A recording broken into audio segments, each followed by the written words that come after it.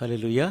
దేవుని నామమునకు మహిమ కలుగును గాక. దేవుని యొక్క వాక్యం ధ్యానం చేసుకుందాం. ఈరోజు దేవుని యొక్క వాక్యము గత వారం ఏం ధ్యానం చేసుకున్నాము?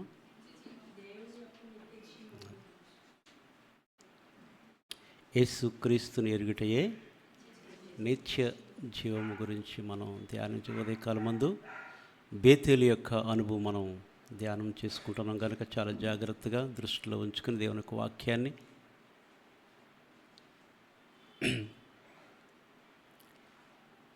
తెలుసనే నిర్లక్ష్యం కాదు. మనకెంత తెలుసో దేవునికి బాగా తెలుసు. ఎప్పుడు కూడా మనకి క్రొత్తగానే దేవుని వాక్యం ఎప్పుడన్నా ఒక క్రొత్త అనుభవం కలిగి మనం దేవుణ్ణి మహిమపరచాలి, దేవుణ్ణి ఘనపరచాలి. నాకు తెలిసినని ఒక ప్రశ్న వేసుకుంటే అయిపోయింది అక్కడికి. ఇంకా తెలియదని మనం దేవుని దగ్గర నుంచి ఎప్పుడు కొత్తగా మనం నేర్చుకోవాలి. హల్లెలూయా.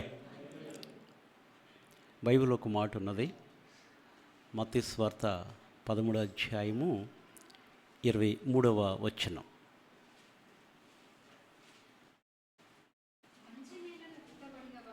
వాక్యము విని గ్రహించువాడు అట్టివారు సఫలులై ఒకడు 100 ఒకడు 60 ఒకడు 30 ఫలించుననెను. ప్రభు విత్తువాను గురించిన ఉపమానం మత్తయి సువార్త 13వ అధ్యాయం చూస్తే విత్తువాను గురించిన ఉపమానం. ఆయన విత్తుచూ ఉండగా అక్కడ 4 రకాల నేలలు మనం చూస్తాం. కొన్ని త్రోవ పక్కన పడ్డాయి, కొన్ని రాతి నేలను పడ్డాయి, కొన్ని ముళ్ళ పొదలలో పడ్డాయి, కొన్ని మంచి నేలను పడ్డాయి. దీని యొక్క భావం ఏంటని ప్రభువుని వారు అడిగారు. ప్రభు చెప్పాడు. చెబుతూ మంచి నేలను విత్తనం గురించి చక్కని విషయం చెప్పారు. మంచి నేలను పడు విత్తనం ఏదనగా వాక్యము విని గ్రహించువాడు. విని గ్రహించాలి, విని విడిచిపెట్టకూడదు, విని గ్రహించాలి. గ్రహించుకోకుండా ఇది మాకు తెలుసు అనుకుంటే అయిపోయావు నువ్వు. వెనక నీకు తెలియదని అర్థం అక్కడ. అది నేనైనంతే నువ్వైనంతే. వాక్యం విని గ్రహించాలి, దాన్ని కొంచెం అర్థం చేసుకోవడానికి ప్రయత్నం చేయాలి. ఆ కాలంలో కూడా చాలా బలిపీఠాలు కట్టి ఉన్నాయి. అక్కడ తెలియబడినటువంటి దేవునికి అని ఒక బలిపీఠం ఉన్నది. తెలియబడినటువంటి దేవునికి ఏదో ఒక కొత్త విషయం అంది ఎప్పుడు ఆసక్తి కలిగి ఉండేవారంట. ఇది కాదు, ఇంకా కొత్త దేవుళ్ళు వస్తున్నారు చూడు. ఇప్పుడు దేవుళ్ళు మనిషి డ్రెస్సుల్లో దిగిపోయారు. గుర్తిస్తారు, ఇది ఏ డ్రెస్, కాకి డ్రెస్సా లేక ఏయో డ్రెస్సులు, రకరకాల డ్రెస్సులు. వాళ్ళని బట్టి వాళ్ళని గుర్తించవచ్చు కదా. కోడ్ ఎదలది. తెలియబడినటువంటి దేవునికి ఆ బలిపీఠాన్ని తెలియబడిన దేవుని గురించి పౌలు తెలియపరిచినట్టుగా మనం చూస్తూ ఉన్నాం. దేవుని యొక్క మంచి నేలను పడినటువంటి విత్తనం ఎవరంటే దేవుని వాక్యం విని దాన్ని గ్రహించేవారు. గ్రహించేవారు ఎట్లా ఫలిస్తారంటే ఒకడు 100 గాను, ఒకడు 60 గాను. అందరూ ఒకే రీతిగా ఫలించరండి. కొందరికేమో చక్కగా అర్థమవుతుంది, కొందరికేమో కొంచెం అర్థం కాదు. అయినా మన ప్రయత్నం మనం చేయాలంటే ఆసక్తి కలిగి చిన్న ప్యారబుల్సే, చిన్న ఉపమానాలే. కానీ 1కి 10 సార్లు 20 పేజీలు చదివితే పెద్ద ఉపయోగం ఏముండదండి. ఇవాళ అంతా బైబిల్ డైలీ చదువుతున్నాం కాబట్టి ఇవాళ చదివేసి 3 అధ్యాయాలు అనుకుంటే ఏమీ కాదు. ఒక్క పట్టుండు దాని మీద. నాకు తెలుసు అది ఉన్నది. ఒక్క మాట అయినా దాని మీద నీకు ఒక గ్రహింపు శక్తి కావాలి మనకి. మంచి నేలను పడినట్టు విత్తనం ఏంటంటే దేవుని వాక్యం విని గ్రహించువాడు, దాన్ని గ్రహించువాడు. ఒకడు అట్టివారు సఫలులై ఫలిస్తారు. నిష్ప్రయోజనం అయిపోతే వారు వినిన వారితో విశ్వాసం గలవారు ఉండలేదు గనుక వినినటువంటి వాక్యం వారికి నిష్ప్రయోజనమైన అంటాడు. విశ్వాసం ఉంచాలి. అట్టి వారు సఫలులై ఒకడు 100 గాను, ఒకడు 100 గాను, ఒకడు 60 గాను, ఒకడు 60 గాను, ఒకడు 30 గాను ఫలించుననెను. అది అట్లా అంటే దేవుడికి వినాలి, దాన్ని గ్రహించటం మనము నేర్చుకోవాలి. హల్లెలూయా. హల్లెలూయా. ఒక పల్లవి పాడుకుని నాతో మాట్లాడు ప్రభు అనే పాట పాడుకుని సంఘారాధన పాటల పుస్తకం 179 సంఘారాధన పాటల పుస్తకం నుంచి 179 పాట పాడి ప్రభువుని మహింపరుచుకుంటూ నాతో మాట్లాడు ప్రభు. ఇక నిలబడి ఎవరు మాట్లాడినా దేవుడు మనతో మాట్లాడాలి. మనుషుల వైపు చూడకూడదండి.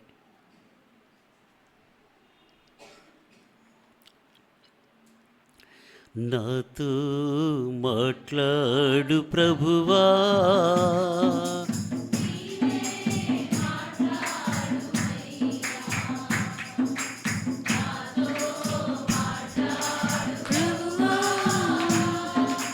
నీవే మాట్లాడుమయ్యా. నీవు పలికితే నాకు మేలయా, నీవు పలికితే నాకు మేలయా.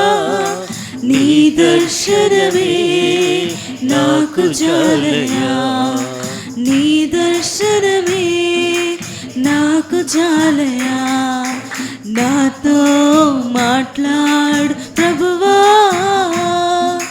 నీవే మాట్లాడుమయ్యా. నీ వాక్యమే నన్ను బ్రతికించేది, నా బాధలలో నెమ్మదినిచ్చేది. నీ వాక్యమే నన్ను బ్రతికించేది, నా బాధలలో నెమ్మదినిచ్చేది. నీవు పలికితే నాకు మేలయా, నీవు పలికితే నాకు మేలయా. నీ దర్శనమే నాకు చాలయా, నీ దర్శనమే నాకు చాలయా. నాతో మాట్లాడు ప్రభువా, నీవే మాట్లాడుమయ్యా. నీ వాక్యమే స్వస్థత కలిగించేది, నా వేదనలో ఆదరణిచ్చేది.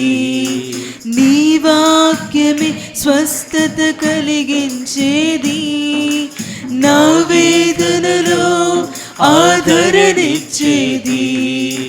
నీవు పలికితే నాకు మేలయా, నీవు పలికితే నాకు మేలయా. నీ దర్శనమే నాకు చాలయా, నీ దర్శనమే నాకు చాలయా. నాతో మాట్లాడు ప్రభువా, నీవే మాట్లాడుమయ్యా. నీ వాక్యమే నన్ను నడిపించేది, నా మార్గములో వెలుతురునిచ్చేది. నీ వాక్యమే నన్ను నడిపించేది, నా మార్గములో వెలుతురునిచ్చేది. నీవు పలికితే నాకు మేలయా, నీవు పలికితే నాకు మేలయా. నీ దర్శనమే నాకు చాలయా, నీ దర్శనమే నాకు చాలయా. నాతో మాట్లాడు ప్రభువా, నీవే మాట్లాడుమయ్యా. నాతో మాట్లాడు ప్రభువా, నీవే మాట్లాడుమయ్యా. దేవునికి వాక్యం ధ్యానం చేసుకుందాం. ద్వితీయోపదేశకాండము 33వ అధ్యాయము 26వ వచనం. యెషురూను దేవుని పోలిన వాడెవడునూ లేడు. ఆయన నీకు సహాయము చేయుటకు ఆకాశవాహనుడై వచ్చును, మహోన్నతుడై మేఘవాహనుడగును. యెషురూను దేవుని పోలిన వాడెవడునూ లేడు. దేవుని పోలినవాడు ఎవడు కూడా లేడు. లేడు. మన దేవుణ్ణి పోలిన వారెవరునూ లేరు. ఏ రూపముతో కూడా ఆయన మనము పోల్చలేం. పోల్చలేం. యెషురును అనగా ఇశ్రాయేలు. అది ద్వితీయోపదేశకాండం 32 అధ్యాయం 15 వచనంలో ఉంటుంది. యెషురును అని కింద పుట్టినోట్లో ఇశ్రాయేలు అని ఉంటుంది. ఉన్నదా? ఉందాం. ద్వితీయోపదేశకాండం 32 అధ్యాయం 15 యెషురును అని కింద పుట్టిన. యెషురును అంటే ఎవరనగా ఇశ్రాయేలు. యెషురును నీ దేవుని పోలిన వాడెవడునూ లేడు. దేవుని పోలినవాడు ఎవడు లేడు. అదే 33 అధ్యాయము 29 వచనం ద్వితీయోపదేశకాండంలో, ఇశ్రాయేలు నీ భాగ్యం ఎంత గొప్పది. ఎంత అద్భుతమైన మాట అండి. ఇశ్రాయేలు నీ భాగ్యం ఎంత నీ గొప్పది. భాగ్యము ఎంత గొప్పది. యెహోవా రక్షించిన నిన్ను పోలినవాడు ఎవడు. ఎవడు. అబ్బా, ఎంత చక్కని మాట అండి. దేవుడు యాకోబుని ఇశ్రాయేలుగా మార్చడం అంటే ఎంత అద్భుతం అండి. యాకోబు అనగా మోసగాడు. అబ్బా, ఇది మాత్రం అందరికీ లోకువే.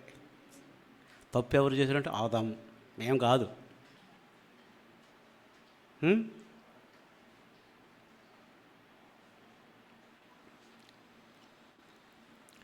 ఓ ఇశ్రాయేలు నీ భాగ్యం ఎంత నీ గొప్పది. భాగ్యము ఎంత గొప్పది. యెహోవా రక్షించిన నిన్ను పోలిన వాడెవడు. నిన్ను పోలినవాడు ఎవడు. యెషురును నీ దేవుడని యెహోవాను పోలినవాడు ఎవడునూ లేడు. ఎవడూ లేడు. బేతేలు యొక్క అనుభవం గురించి మనము బేతేలు అనగా దేవుని ఇల్లు లేక దేవుని యొక్క మందిరం.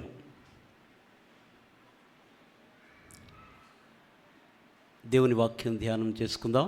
ఆదికాండము 35వ అధ్యాయం నుంచి మొదటి నుంచి చదువుకుందాం. ఆదికాండం 35వ అధ్యాయం మొదటి నుంచి. దేవుడు యాకోబుతో, నీవు లేచి బేతేలునకు వెళ్ళి అక్కడ నివసించి నీ సహోదరుడైన ఏశావు ఎదుట నుండి నీవు పారిపోయినప్పుడు నీకు కనబడిన దేవునికి అక్కడ బలిపీఠమును కట్టుమని చెప్పగా, దేవుడు యాకోబునకు ప్రత్యక్షమై, నీవు లేచి నీవు ఉన్నటువంటి స్థలము నుండి లేచి బేతేలునకు వెళ్ళి అక్కడ నాకు నివసించి నీ సహోదరుడైన ఏశావు ఎదుట నుండి నీవు పారిపోయినప్పుడు నీకు కనబడిన దేవునికి. ఎక్కడి నుంచి పారిపోయాడంటే అండి, ఏశావు ఎదుట నుండి. మనకందరూ కూడా తెలుసు కదా, దేవుని దృష్టిలో యాకోబు ఎప్పుడూ ఉన్నాడు. మనం చదువుకుని మనకు అర్థమవుతుంది. కానీ యాకోబు పుట్టక మునిపే దేవుని దృష్టిలో యాకోబు ఉన్నవాడు. ఎందుకంటే అప్పటికే ఇస్సాకు రెబ్కా వివాహం అయింది. 40 ఏండ్ల తర్వాత ఇస్సాకుకు పెళ్ళయింది. 20 ఏండ్ల వరకు వాళ్ళకి పిల్లలు లేరు. అయితే ఆ విషయంలో ఇస్సాకు ప్రార్థన చేశాడు. దేవుడు ఆ మొర ఆలకించి 2 కుమారులను దయచేసి ఏశావు యాకోబు. దేవుని వాగ్దానము యాకోబు పట్ల ఉన్నది కనుకనే పెరుగులాడుతున్నారంట. తల్లి గర్భంలో వారిరు ఒక జనపదము కంటే మరొక జనపదం, ఒకరికంటే ఒకరు బలిష్టమయ్యుండును. పెద్దవాడు చిన్నవానికి దాసుడగును. దాసు పుట్టలేదు కదా. ఇది దేవుని యొక్క సంకల్పము, దేవుని యొక్క ఏర్పాటు. దీన్ని రోమపత్రికలు పౌలు అంటాడు. 9వ అధ్యాయము 10, 11, 12 వచనాలు మనం చూస్తే, అంతేకాదు రిబ్కా మన తండ్రి అయిన ఇస్సాకు అను ఒకని వలన గర్భవతి అయినప్పుడు ఏర్పాటును అనుసరించిన దేవుని సంకల్పము క్రియల మూలముగా కాక పిలుచువాని మూలముగానే నిలకడగా ఉండు నిమిత్తము పిల్లలింకా పుట్టి మేలైనను కీడైనను చేయకముందే పెద్దవాడు చిన్నవానికి దాసుడగును అని ఆమెతో చెప్పబడెను. ఇందును గూర్చి నేను యాకోబును ప్రేమించి తిని ఏశావును ద్వేషించి తిని అని వ్రాయబడి ఉన్నది. అయితే దేవుడు పక్షపాత కాదు కదా. ఏశావుని ద్వేషించాడు, దేవుడు యాకోబుని ప్రేమించాడు. అయితే దేవుడు ఇప్పుడు యాకోబునకు ప్రత్యక్షమై నీవు బేతేలికి వెళ్ళి నీవు నీ సహోదరుని యొద్ద నుంచి ఏశావు యొద్ద నుంచి ఎక్కడి నుంచి అంటండి పారిపోయి నీకు కనబడిన దేవునికి, అది ఎట్లా పారిపోయాడు మనకు అందరూ కూడా తెలుసు. ఇప్పుడు మనం చదువుకుంటాం ఆదికాండం 28వ అధ్యాయము 10 నుంచి 22 వరకు మనం చూస్తే కనుక పద్దనరాము అనే ప్రాంతానికి ఇప్పుడు బేర్షెబా నుంచి హారాను వైపు ప్రయాణం చేస్తున్నాడు. ఎవరు? యాకోబు. చాలా చిన్నవాడు, పెళ్ళి కాలేదు, యవనస్తుడు కదండి. యవనస్తుడికి చాలా ఉద్యోగం వస్తే చాలు ఆడుండే ఇల్లు ఇల్లుండి ఆడు ఉండబోయే ఇల్లు గురించి ఆలోచిస్తాడు. ఇల్లు, కారు, నేను ఇలాగ వెళ్ళాలి, నేను ఇలా రావాలి, ఆమెతోటి ఇలా నడవాలని చాలా కలలుగా అంటాడు. లేరా? ఇప్పుడే చెప్పండి, పెళ్ళి కాకముందు చాలా లిస్ట్ ఉంటుంది, ప్రతి వారికి ఉంటాయి అన్నీ కూడా. మనకందరూ కూడా తెలుసు, చనిపోకముందు ఇస్సాకు కొడుకుని పిలుస్తాడు, పెద్ద కొడుకుని. పిలిచింది ఎవరిని? ఏశావుని. నీవు అరణ్యానికి వెళ్ళు, నీ విల్లు సిద్ధం చేసుకుని వేటాడి నాకు మంచి వేటను తీసుకురమ్మన్నాడు. నేను చనిపోకముందు తిని నిన్ను దీవిస్తాను, నువ్వు వెళ్ళి అన్నాడు. ఆయనకి కళ్ళు కనపడతలే కదా. అయితే ఈ మాట ఎవరున్నారు? రిబ్కా విన్నదే. విని వీళ్ళ కుటుంబంలోనే చూడండి, ఒకే ఇంట్లో ఉన్నారు. ఆమెదో మాట, ఈయనదో మాట. ఈయనదో స్వభావం, నలుగురికి 4 స్వభావాలు. అయితే వెళ్ళాడు. వెళ్ళక ముందే తల్లి ఏం చేసింది? చిన్న కుమారుని పిలిచింది. మనకందరూ కూడా తెలుసు కదా. పిలిచి యాకోబు విషయాలు కొన్ని మనం నేర్చుకుని మనకందరికి వచ్చి కానీ మరొకసారి జ్ఞాపకం చేస్తున్నాం. మనం అందరూ యాకోబులు అంట గల కారణం ఏంటంటే, పాపం పిలిచి ఇదిగో ఇట్లా అన్నాడు మీ నాన్నగారు, కాబట్టి అంత దూరం వెళ్ళక్కర్లే, నేను సిద్ధపరిచి నువ్వు చెయ్యి అంటాడు. అక్కడికి భయపడుతున్నాడు. అమ్మో మళ్ళీ మా నాన్న కనపడకపోతే మాత్రం వినపడుతుంది, పొరపాటును తడుగు చూస్తే కనుక దొరికేస్తాను నేను. ఎందుకంటే ఆడసలే ఒళ్ళంతా రోమము గలవాడు అన్నయ్య గారు, నేనైతే నున్నని వాడును, తడివి చూస్తే వాడు ఎర్రని వాడు, నేను నల్లని వాడును అని చెప్పి అని అంటే, అయినా సరే ఒకవేళ ఏదైనా శాపం వస్తుందేమో అన్నాడు. అది నా మీదకి రాని, నేను చూసుకుంటాను, పిల్లోడు తెలియక చేసేయాడు అంటాను అన్నదేమో. ఒకవేళ మనోళ్ళు కూడా అలాగే చేస్తారు, ఏదైనా చేస్తే నేను చూసుకుంటాను, నేనున్నాను, ఒకరి జోలి ఎందుకు అంటారు. చూసారా ఈ బ్యాచెస్ ఎలా ఉంటారు? 2 అయ్యారు.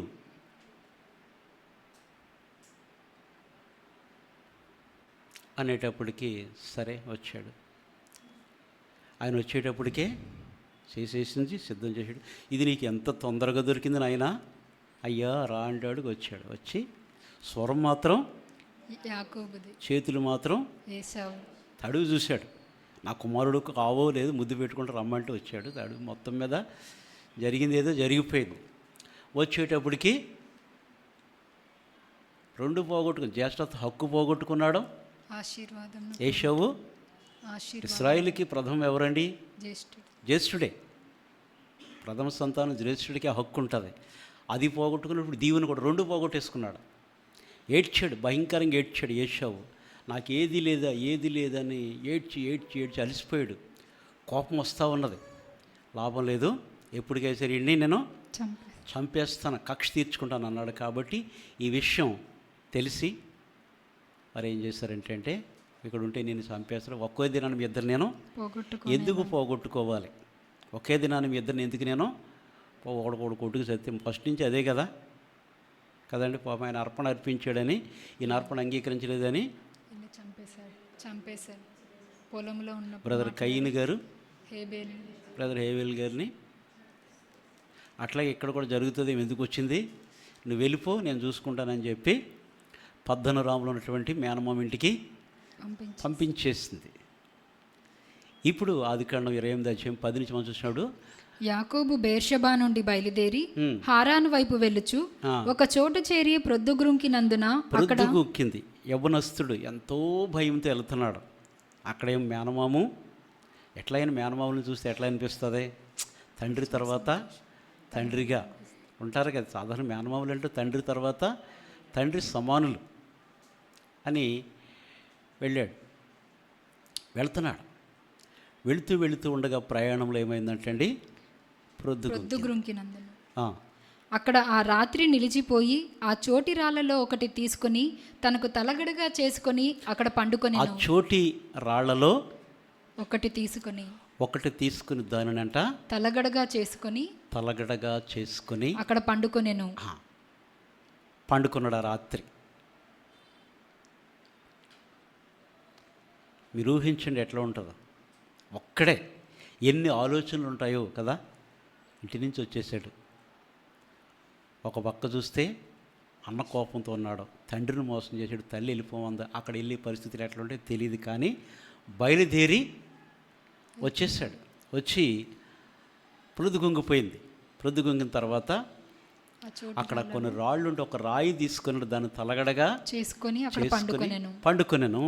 అప్పుడు అతడు ఒక కల కనెను, అందులో ఒక నిచ్చెన భూమి మీద నిలుపబడి ఉండెను. అది ఆ కళలు చాలామందికి కళలు వస్తాయి, కానీ యాకోబుకు వచ్చినటువంటి కళ అద్భుతమైనటువంటి కళ. చాలామందికి చాలా కళలు వస్తాయి కదా. ప్రభు ఏదో ఉన్నట్టుగా, చుట్టూ వెలుతురు ఉన్నట్టుగా, ఆ వెలుతురు నీళ్ళే ఉన్నట్టుగా, మిగతా వాళ్ళంతా చీకట్లో ఉన్నట్టుగా కనపడతారు చాలామందికి. కానీ యాకోబు కంట ఆ కళలో ఒక నిచ్చెన భూమి మీద నిలపబడి ఉండెను. నిచ్చెన గురించి ప్రభు గురించి రాయబడిన మాట అది. యోహాను సువార్తలు అంటాడు ఆ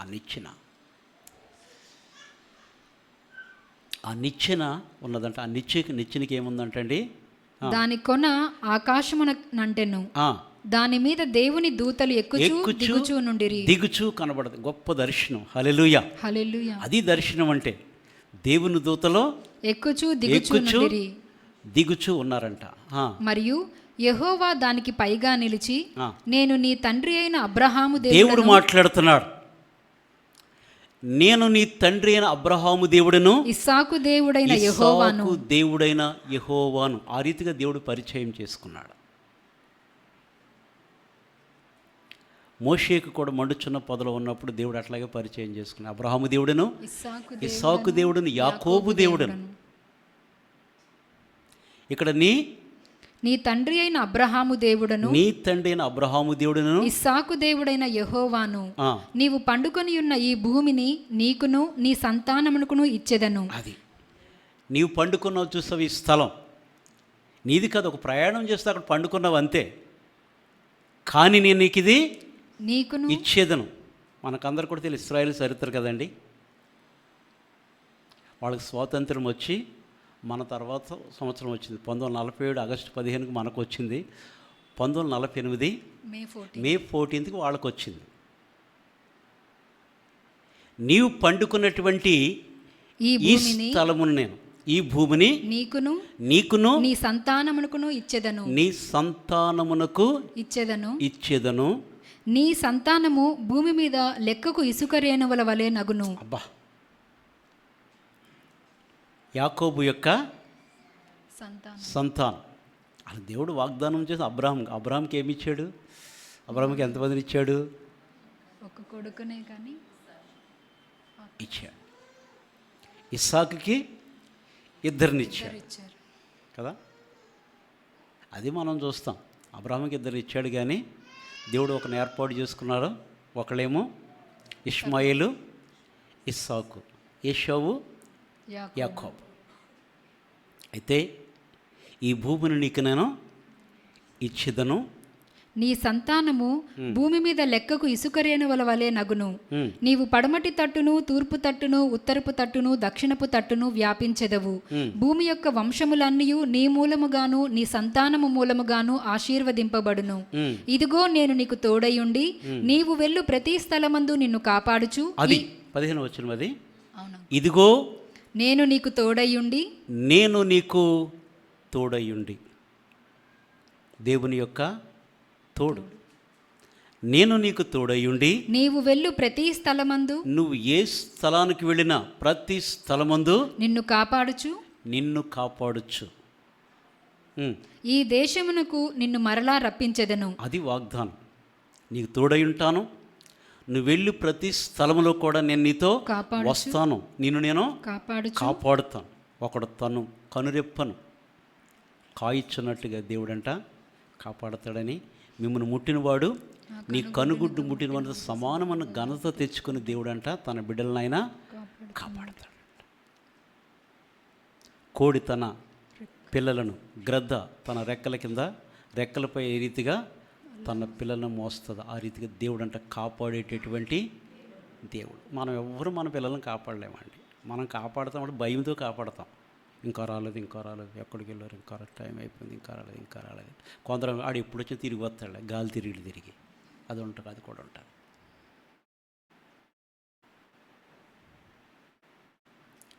దేవుడు సెలవిచ్చాడు యాకోబుకి, నీ వెళ్ళు ప్రతి స్థలమందు నిన్ను కాపాడుచు ఈ దేశమునకు నిన్ను మరలా రప్పించెదను. నేను నీతో చెప్పినది నెరవేర్చు వరకు నిన్ను విడువనని చెప్పగా యాకోబు నిద్ర తెలిసి అది కలగన్నాడు. వెంటనే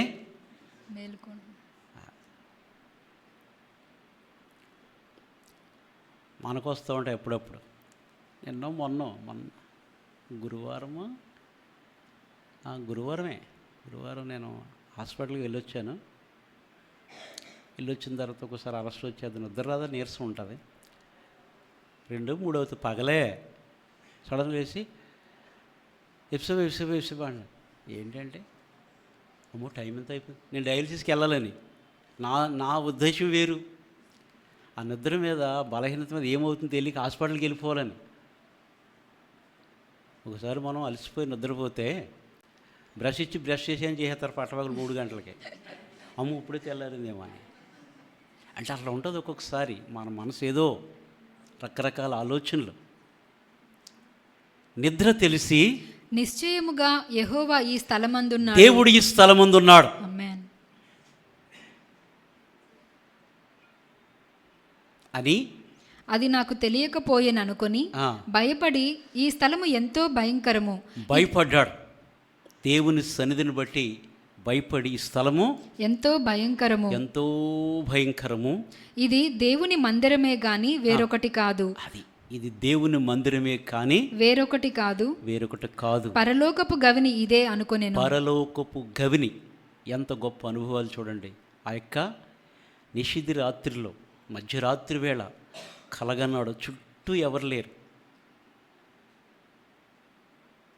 అబ్రహాంతో దేవుడు కూడా వాగ్దానం చేసినప్పుడు, నేను నిశ్చయముగా నిన్ను ఆశీర్వదిస్తాను అని దేవుడు ప్రమాణం చేసినాడు. అబ్రహాం పక్కన ఎవరు, మనకే ఆ వాగ్దానం వస్తే 10 మందికి చెప్తాం, ప్రింట్ చేయండి, ఈ బ్రదర్కి కళ వచ్చిందంట, ఈ సిస్టర్కి కళ వచ్చిందంట, ప్రింట్ చేయండి.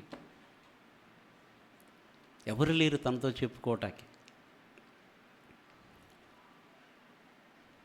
ఇది చాలా భయంకర పరలోకపు గవిని. ఎన్ని అనుభవాలండి. దేవుడు తనతో మాట్లాడినటువంటి స్థలం అది. తనతో మాట్లాడి పరమునకు వెళ్ళినటువంటి స్థలం అది. దేవుడు ప్రమాణం చేశాడు. దేవుడు వాగ్దానం, నిశ్చయముగా నీ సంతానమును తూర్పు, పడమర, ఉత్తరము, దక్షిణము, నలు దిశలు కూడా నీవు వ్యాపించెదవు. నీతో చెప్పేది నెరవేర్చే వరకు నేను నిన్ను విడువను. నువ్వు వెళ్ళి ప్రతి స్థలముందు నీతో వచ్చి నిన్ను మరలా నిశ్చయము నేను తీసుకొని వచ్చేదను. మెలకు వచ్చింది, భయపడ్డాడు. ఇది స్థలం ఎంతో భయంకరం. ఆ, ఇది దేవుని మందిరమే కాని వేరొకటి కాదు, పరలోకపు గవిని ఇదే అనుకొనెను. తెల్లవారినప్పుడు యాకోబు లేచి తాను తలగడగా చేసుకొనిన రాయి తీసి దానిని స్తంభముగా నిలిపి వెంటనే ఆ రాయిని ఏం చేశాడంటే అండి, స్తంభముగా నిలిపి దాని కొన మీద నూనె పోసెను. మరియు నూనె పోసి మరియు అతడు ఆ స్థలమునకు బేతేలు అని పేరు పెట్టెను. బేతేలు అని నామకరణ చేశాడు. బేతేలు అంటే దేవుని యొక్క మందిరము, దేవుడు నివసించే స్థలం, దేవుడు తనతో మాట్లాడినటువంటి స్థలం, దేవుడు తనకు వాగ్దానం చేసినటువంటి స్థలం, వారి ఇరువురి మధ్య ఒక నిబంధన కలిగినటువంటి యొక్క స్థలం. నూనె పోసి దాన్ని ప్రతిష్ఠించి ఇది బేతేలు అని పేరు పెట్టుకున్నాడు. అయితే మొదట ఆ ఊరి పేరు లూజు. అది అప్పుడు యాకోబు, నేను తిరిగి నా తండ్రి ఇంటికి క్షేమముగా వచ్చినట్లు. అది కొన్ని కోరికలు ఉంటాయి కదా, అయితే అయిపోయింది. భక్తే దేవుడు ఏం చెప్పాడు, నిశ్చయముగా నీతో వస్తానని చెప్పాడు.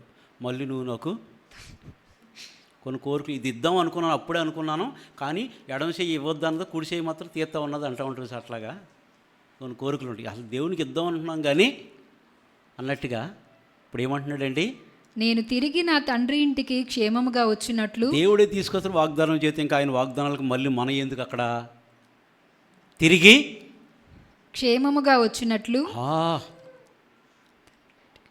దేవుని తోడుంది కనుకనే పెద్ద రాక్షసు నుంచి బయటపడ్డాడు ఆయన. మామూలు అంకులు కాదు ఆయన, మామలకే మామ. దేవుడు నాకు తోడయుండి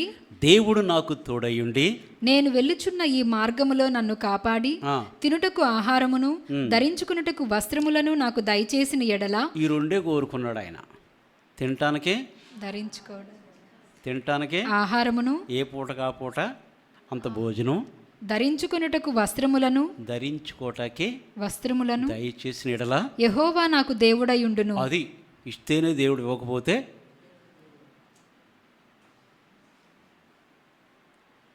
ఆశీర్వాదాలు ఎక్కడొస్తాయని చెప్పి గవ్వ తీసుకొచ్చి వండి పెట్టేసాడు తండ్రికి. మరి నేను ఎడలా మరియు స్తంభముగా నేను నిలిపిన ఈ రాయి దేవుని మందిరమగును. మరియు నీవు నాకిచ్చు యావత్తులో 10వ వంతు నిశ్చయముగా నీకు చెల్లించెదనని మొక్కుకొనెను. అది మొక్కుకున్నాడు. వెళ్ళేటప్పుడు పాపం మామూలుగా వెళ్ళాడు. ఎట్లా వెళ్ళాడండి, ఒక యవ్వనస్తుడిగా భయముతో వెళ్ళాడు. వెళ్ళగా మొత్తం మీద చేరాడు. చేరితే మాత్రం ఇక ఆయన అన్నాడు, నువ్వెవరు అంటే పలానా. అయ్యో మా ఎముక, మా మాంసం చిన్నప్పుడు చూశాను అంటే అడిగి, లేదు ఏదైనా కొలువు చేస్తాను అన్నాడు. పాపం న్యాయంగా అన్నాడు, ఏదన్నా నా ఊరికే కొలువు చేస్తావా, నీకేం కావాలో అది నేను ఇస్తాను అంటే చేశాడు. మనకందరూ కూడా తెలుసు కదండి. చేసిన తర్వాత ఆయనకి ఇష్టం, చెప్పండి, ఆయనకి రాహేల్ అంటే ఇష్టం. ఇద్దరు కుమార్తెలుండిరి. కుమారులు పక్కన పెట్టండి, ఇద్దరు కుమార్తెలు. ఒకరు లేయా, మరి ఒకరు రాహేలు. ఒకరు జబ్బు కండు గలది, ఒకరు రూపవతియు సుందరియే ఉండెను. ఎంత తేడాలు ఉన్నాయి చూసారా. లేయా జబ్బు కండ్లు గలదంట, రాహేలు రూపవతియు సుందరియు. సాధారణ ఎవరు చూస్తారు, అందం చూస్తారు. బైబిల్ ఏం చెప్తుంది, మనకు ఉల్టా ఉంటుంది ఎప్పుడు, అందము మోసకరము సౌందర్యం. అది దీన్ని కడిగితే తెలుస్తుంది. పైకి ఎన్నైనా ఉంటాయి, చెమ్కేస్. లేయా జబ్బు కండ్లు కలిగినటువంటిది, రాహేలు రూపవతియు సుందరియునై ఉండెను. యాకోబు రాహేలును ప్రేమించి, అది రిఫరెన్స్ ఎంతమ్మా, 29:15. యాకోబు రాహేలును ప్రేమించి, నీ చిన్న కుమార్తె అయిన రాహేలు కోసము నీకు 7 సంవత్సరములు కొలువు చేసేదన నేను. సూతంతో అసలు ఇంకా ఏమీ లేదు. మా అమ్మతోటి మాట్లాడదాం, లేకపోతే మా నాన్నతోటి మాట్లాడదాం, లేదు కాదు, సూతంతో 7 సంవత్సరాలు ఇల్లంతా మర్చిపోయాడు. నీకు ఆ 7 సంవత్సరాలకు 7 రోజులు లేదని ఉన్నదంట ఆయనకి. ఎంత ప్రేమ, ఎంత ప్రేమ! అందుకు కదా తాజ్మహల్ కట్టినోడి చేతులు నరికేసాడంట ఆయన. నేను అంటాను అప్పుడప్పుడు, తాజ్మహల్ కట్టిన వాని చేతి ఎవరు కట్టించారు? షాజహానా? షాజహాన్. షాజహాన్ కట్టించి ఇంత అందంగా ఇంకా ఎవరికి కూడా కట్టకూడదని నాకే కట్టో సమాధి జీవితాంతం తోడుందేంటి ఆమె. అయితే యాకోబుకి రాహేలు ఉందా? లేదు. తన సమాధిలో వచ్చింది బాగా చదవాలి. తను ఎవరైతే ద్వేషించాడో తనతో ఆమె ఆయనతో సమాధిలోకి వచ్చింది. దేవుని వాక్యాన్ని ఎప్పుడు అర్థం చేసుకోవాలి మనం చాలా జాగ్రత్తగా. రాహేలు కోసమంట 7 సంవత్సరాలు కొలువు చేసేది 7 సంవత్సరాలు కొలువు చేస్తాడు. చేసిన తర్వాత అదే చదవద్దు కానీ మనకందరూ తెలుసు కాబట్టి టూకీగా కొన్ని విషయాలు చెప్తాను. చేసేసిన తర్వాత మొత్తం మీద ఇప్పుడు నా భార్య దగ్గరికి నేను వెళ్ళాలంటే ఆమె నాకు ఇచ్చేయమని అన్నాడు. మంచిదని ఊరి పెద్దలందరూ పోగు చేసి డిన్నర్ పెట్టేసాడు ఆయన. పెద్దలందరూ పోగు చేసి, ఇదిగో మా కుమార్తెనిచ్చి మా మేనల్లుడికి చేసేస్తున్నాను, మీరు అందరు రండి అంటే వాళ్ళు కూడా తినేసి వెళ్ళిపోయారు. తినేసి వెళ్ళిపోయిన తర్వాత ఆ యొక్క యాకోబు గుడారం, లేయ గుడారం మొత్తం మీద తెల్లారి చూసేటప్పటికి మాంగారి మీద కోపం, ఏంటి నువ్వు చేసిన పని? నేను రాహేలు కోసమే కదా కొలువు చేసి ఆమె కొరకు అసలు నువ్వు అడక్క ముందే నేను 7 సంవత్సరాలు చేశాను, నన్ను మోసపుచ్చి ఏంటి నువ్వు ఈ పని అంటే అడిగి, పిచ్చోడా, పెద్దదానికంటే ఇది మా దేశ మర్యాద కాదు, ఇది ముందు పెద్దదానికి చేయాలి, తర్వాత చిన్నదానికి చేయాలి. నువ్వు అలా కాదు, నీకంటే తెలివైనవాడు నేను. నువ్వు మీ అన్నయ్యని మోసం చేసావు, మీ అమ్మని మీ నాన్న మోసం చేస్తే మీ మేనమామ నేను అంటున్నాడు ఆయన. అర్థమైందా? అయ్యేటప్పటికి అయినా సరే ఇంకొక మరి 7 మరి సంవత్సరాలు రాహేలు మోసం చేయలేదా? రాహేలు అదేంటి నాన్న, నా కొరకు 7 సంవత్సరాలు చేశాడు, నేను అతన్ని ప్రేమించాడు, నా కొరకు ఇంత ప్రేమతో పాపం ఆయన తలకాయ ఎట్లా అయిపోయిందంటే మంచుకు 31 అధ్యాయము 38 నుంచి 41 వరకు మీరు చూస్తే కనుక ఎండకు ఎండి 31 అధ్యాయం 38 41 వరకు. ఈ 20 ఏండ్లు నేను నీ యొద్ద నుంటిని. ఇప్పుడు బాధ వచ్చేసింది. ఏమంటున్నాడు? ఈ 20 ఇంకొక 7 సంవత్సరాలు చేశాడు, ఇంకా 7 మొత్తం మీద 20 years. ఈ 20 ఏండ్లు నేను నీ యొద్ద నుంటిని, నీ యొద్ద ఉన్నాను. నీ గొర్రెలైనను వెళ్ళేటప్పుడేమో శోభనోబలా వెళ్ళాడు, అంటే అందగాడు కదా, మరి చక్కగా వెళ్ళాడు పాపం. 20 ఏండ్ల తర్వాత ఎవరు బ్రహ్మ, ఎవరమ్మా, సరే సరే చెప్పండి. నీ గొర్రెలైనను మేకలైనను ఈచుకొని పోలేదు. ఏది కూడా పొలదు.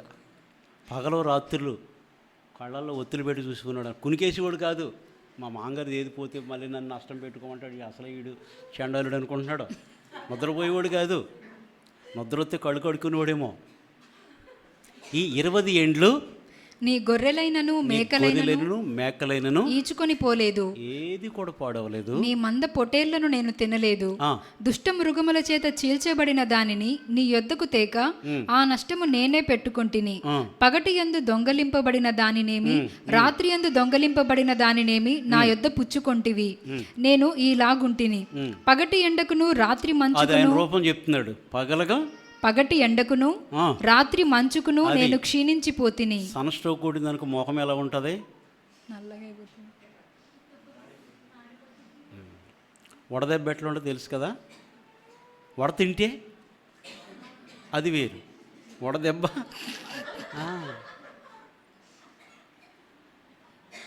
చాలా ఉంటాయి. ఆ సన్ స్ట్రోక్కి ఈ సన్ స్ట్రోక్కి చాలా తేడా ఉంటుంది. ఆ సన్ స్ట్రోక్ మాడిపోతే ఈ సన్ స్ట్రోక్కి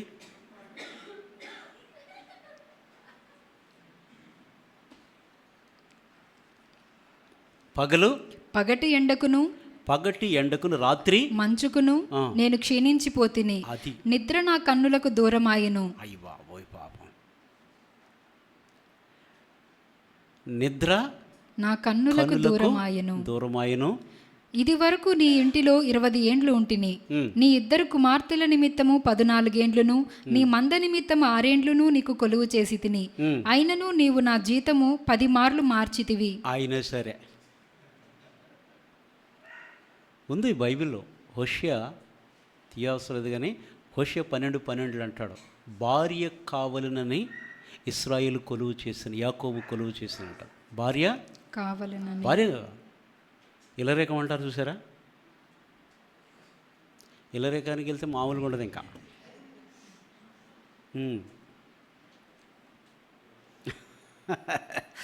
అంతేనా? హోషేయ 12:12 ఏముందమ్మా?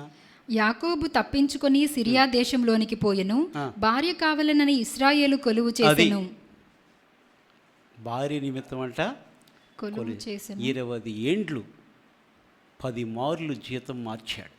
అయితే ఇప్పుడు నా కొరకు నేను ఎప్పటికీ సంపాదించుకుంటాను అని ఒక ఆలోచన కలిగి తిరిగి బయలుదేరుతూ ఉంటే యాకోబుని ఎంత మోసం చేస్తుంది రాహేలు. ప్రేమించిన రాహేలు ఏం చేస్తుంది? పోతూ గృహదేవతలు దొంగలిచ్చిందంట. ఎంత దారుణం అండి! అదొక వంక దొరికింది లాభానికి. పోయేవు కానీ నా గృహదేవతలను ఎందుకు దొంగలించి. ఆయన ఏమనుకున్నాడంటే ఎవరి దగ్గర ఉంటే వాళ్ళు తీరా పోయి చూస్తే ఎవరి దగ్గర ఉన్నాయి? రాహేలు దగ్గర. మా ఒంటెక్కి దిగమంటే దిగట్లేదు. కడగా ఉన్నంత దయచేసి నన్ను మీరు దాచేసింది. దొంగ బుద్ధిని కలరింగిస్తుంది. ప్రేమించినటువంటి రాహేలు యాకోబుని మోసం చేసింది. ఇప్పుడు అన్నగారు రౌద్రుడై తమ్ముడిని చంపాలని బయలుదేరి వస్తుంటే యాకోబు దేవుడు ప్రత్యక్షమై, ఏ స్థలముందు స్తంభముగా నిలిపి నూనె పోసి ఆ రాతిని ప్రతిష్ఠించావో ఆ బేతేలు దేవుడను నేను నీకు తోడై ఉంటాను, నువ్వు బయలుదేరి వెళ్ళమన్నాడు. బయలుదేరితే అప్పటికి లాభాన్ని కూడా బయలుదేరుతున్నాడు. అప్పటికి ఇద్దరికి 3 దినాలు ప్రయాణం అయిపోయింది. తరుముతా ఉన్నాడు. వార్నింగ్ ఇచ్చేశాడు దేవుడు. మంచి కానీ చెడు కానీ యాకోబు మీద చెయ్యి పడ్డది, నీ చెయ్యి చేస్తాను అన్నాడు దేవుడు. అని అనలేదుగా నేను అంటున్నాను. అంటే అర్థం అదే, జాగ్రత్త. మంచి కానీ చెడు కానీ మాట్లాడకు సుమి, ఎక్కువ తక్కువ మాట్లాడి నేను కలగజేసుకోవాల్సి వస్తాను అన్నాడు దేవుడు. ఇక భయపడిపోయాడు. అయితే వారి ఇరువురు కూడా మనకు తెలుసు 37వ అధ్యాయం చివరకు వచ్చేటప్పటికి ఆ కొండ మీద బలి అర్పించాడు. తన త్రోవను ఆయన వెళ్ళిపోయాడు. తన త్రోవను బయలుదేరుతూ 32వ అధ్యాయానికి వచ్చేటప్పటికి ఇప్పుడు దేవుని దూతలు ప్రత్యక్షమయ్యారు. 32వ అధ్యాయానికి వచ్చేటప్పుడు యాకోబుకి దేవదూతలు అతనిని ఎదుర్కొనిరి. దేవదూతలు ఇప్పుడు దేవుడు చెప్పాడు, నీతో చెప్పేది నెరవేర్చే వరకు నేను నిన్ను. ఎందుకంటే మానవుడు కాదు ఆయన, అబద్ధమాడుటకైనా మానవుడు కాదు, అబద్ధమాడు పశ్చాత్తపడకైనా మానవుడు కాదు, నరుడు కాదు. దేవునితో ప్రత్యక్షమయ్యారు, ఎదుర్కొన్నారు. చదువమ్మా 32 మొదటి 2 వచనాలు. యాకోబు తన త్రోవను వెళ్ళుచుండగా దేవదూతలు అతనిని ఎదుర్కొనిరి. యాకోబు వారిని చూచి ఇది దేవుని సేన అని చెప్పి ఆ చోటికి మహానయము అని పేరు పెట్టెను. ఇది దేవుని యొక్క సేన. దేవుడు కళ్ళు తెరిచాడు. ఇప్పుడు లాబాను గారు ఎప్పుడు విడిచిపెట్టారో కొన్ని ఉంటాయి కదా. తెరహు చనిపోయే వరకు కూడా అబ్రాహాంకి ప్రత్యక్షత లేదు.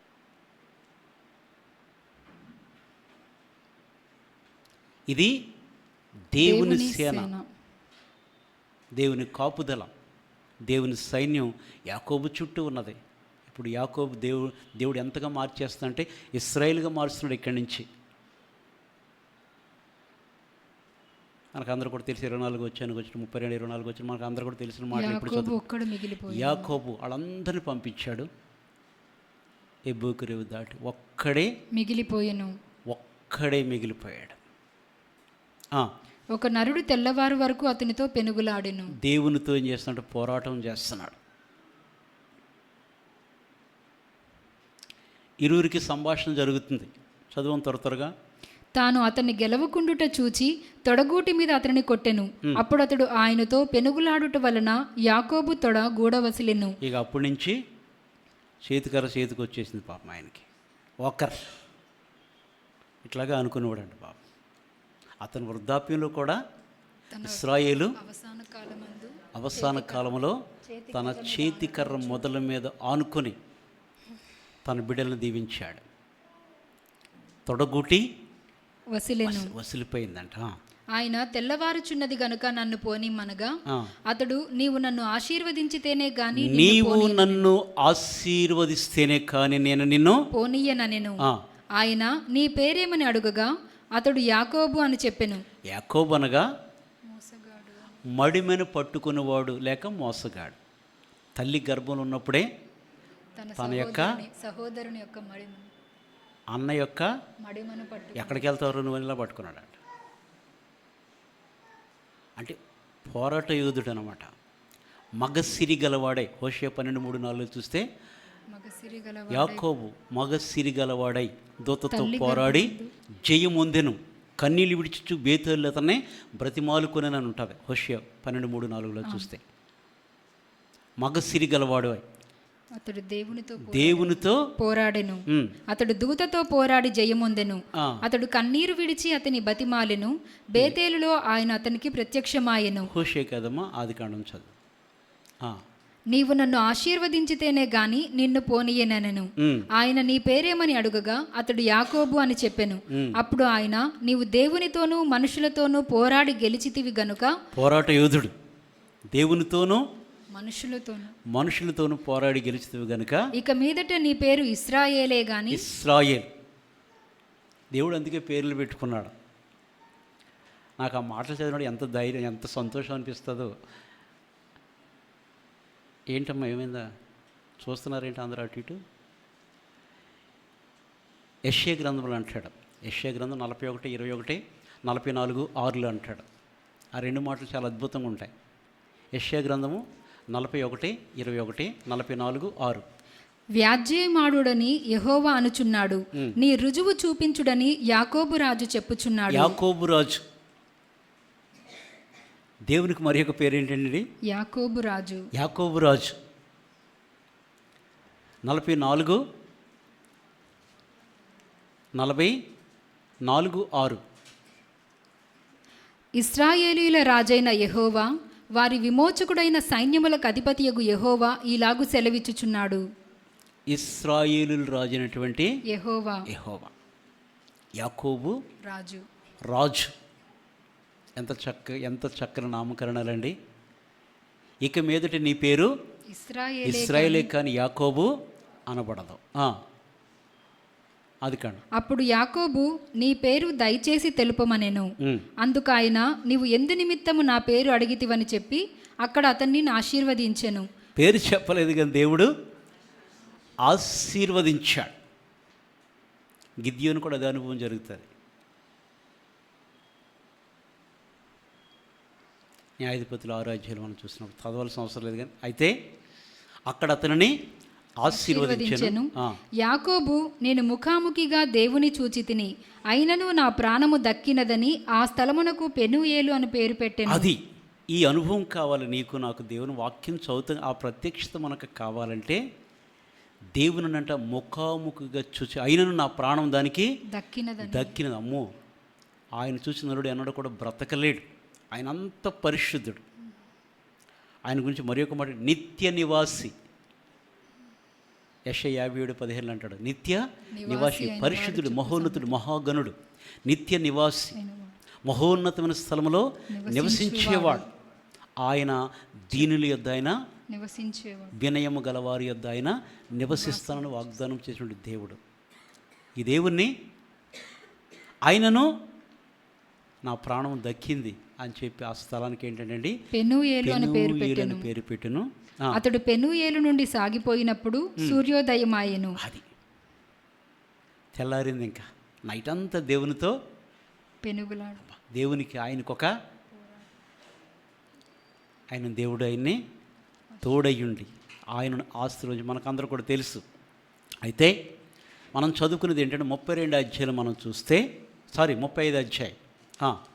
దేవుడు యాకోబుతో, నీవు లేచి బేతేలునకు వెళ్ళి అక్కడ నివసించి నీ సహోదరుడైన ఏశావు ఎదుట నుండి నీవు పారిపోయినప్పుడు నీకు కనబడిన దేవునికి అక్కడ బలిపీఠమును కట్టుమని చెప్పగా, యాకోబు తన ఇంటి వారితోనూ తన యొద్దనున్న వారందరితోనూ మీ యొద్దనున్న అన్య దేవతలను పారవేసి, తన ఇంటి వాళ్ళకి సువార్త చెప్తున్నాడు. ఏం చేయాలంటండి? మీ యొద్దనున్న అన్య నీవు దేవతలను. ఎక్కడి నుంచి పారిపోయొచ్చానో నీ సంగతి నాకు తెలుసు. అప్పటికే 34 అధ్యాయానికి వచ్చేటప్పటికి దీనా గారు చెరిపివేయబడ్డారు. షెకెము, హామోరు కుమారుడు షెకెము,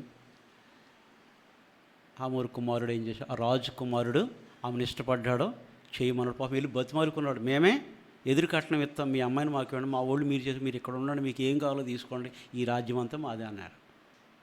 లేదు మీరు సున్నతి చేసుకుంటేనే మీతో మేము నిబంధన చేస్తాం అని యుక్తిగా ఏం చేస్తారు? షిమ్యోను వారిద్దరు అన్నదమ్ములు ఏం చేస్తారు? ప్లాన్ వేసి మనం ఒక నిబంధన చేసుకుందాం, సున్నతి చేసుకుంటేనే మీకు మాకు సంబంధాలు కలితాయి అని చెప్పి సున్నతి చేసి వారి బాధతో ఉన్నప్పుడు ఆ ఊరు పురుషులందరినీ చంపేశారు. యాకోబు పరిస్థితి ఇప్పుడు ఎట్లా ఉంటుంది? వాళ్ళ మధ్య నన్ను అసహ్యునిగా చేసేసారు, ఇక సిమ్యోను వద్దు, లేవద్దు, ఎవరొద్దు బాబా నాయన అని చెప్పి చాలా ఇబ్బంది పడిపోయాడు. అనిల్ చేసినట్టు మా పిల్లలు చేయొచ్చు, మా సహోదరుని చేయొచ్చా? ఆఖరి వచ్చులు అంటాడు, 34 ఆఖరి వచ్చుల్లో. వేశ్య ఎడల జరిగించినట్లు మా సహోదరుల ఎడల ప్రవర్తించవచ్చునా? ఇలా చేయొచ్చా అని చెప్పి వాళ్ళు చేస్తాడు. అయితే ఇప్పుడు దేవుడు మరలా ప్రత్యక్షమై యాకోబుని దేవుడు ఏం చేస్తాండి? ధైర్యపరుస్తూ తిరిగి ఎక్కడైతే నీకు నేను ప్రత్యక్షమయ్యానో అక్కడ బలిపీఠమును కట్టుమని చెప్పగా, యాకోబు తన ఇంటి వారితోనూ తన యొద్దనున్న వారందరితోనూ మీ యొద్దనున్న అన్య దేవతలను పారవేసి. మొట్టమొదటిగా ఏం చేయాలంటే అండి? అన్య దేవతలు. మన దగ్గర అన్ని దేవతలు ఉండవు, కానీ కోరికలు మాత్రం ఉంటాయి. కోరికలు చంపుకున్నవాడు నిజమైన విశ్వాసి. కోరికలు అన్నీ ఉండి అవ్వ కావాలా బొవ్వ కావాలంటే కాదు దేవుని ఎదుట. ఊరికేనండి 152 గొప్ప చేపలు పడ్డాయి, తర్వాత 153 152 గొప్ప చేపలు పడ్డ తర్వాత కళ్ళన్నీ అట్టేసి వస్తున్నాయంట. ఈ కావాలి నేను కావాలి తేల్చుకోమన్నాడు. ఎప్పుడు పట్టణాన్ని చేపలు వల పిగిలిపోతుందంట. ముమ్మారు పేతుర్ని ఏమన్నాడో, నువ్వు నన్ను ప్రేమించుచున్నావా అంటే అక్కడ ఉన్నప్పుడు మా మనసంతా ఏముంటుంది?